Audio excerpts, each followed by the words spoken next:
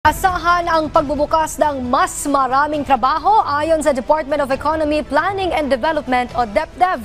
Kasunod na rin yan ang patuloy na paglago ng ekonomiya ng bansa. Binigyan din ng kagawaran ang kahalagahan ng pagpapalakas ng digital economy. Si Joy Camarga Brido ng Radyo Pilipinas sa Balitang Pambansa.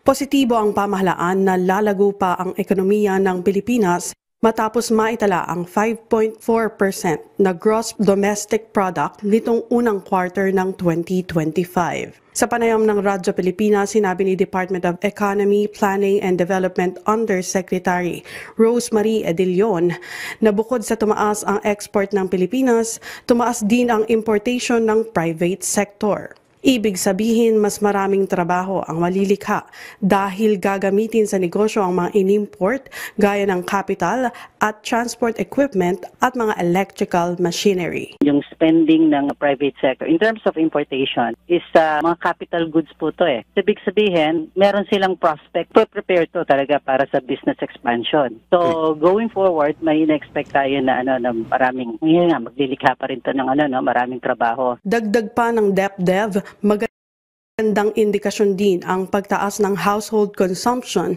gaya sa education, non-basic need, hotel at restaurants dahil nangangahulugan ito na gumaganda ang antas ng pamumuhay ng mga Pilipino. Yung nagiging mas mataas na spending on education, maganda to kasi going forward, ibig sabihin, mas magiging maganda yung nila, yung employability nila. Ang kailangan na lang dito, siguraduhin natin na dekalidad yung nakukuha nila na edukasyon. Bukod sa pagtiyak na mababa ang inflation rate at pagpapalakas sa domestic economy ng Pilipinas, binigyang diin din ng DepDev ang kahalagahan ng pagpapalakas sa digital economy para lalo pang maramdaman ng mga Pilipino ang mas maunlad na bagong Pilipinas. Mula sa Radyo Pilipinas, Joy Camarga Brido para sa Balitang Pambansa.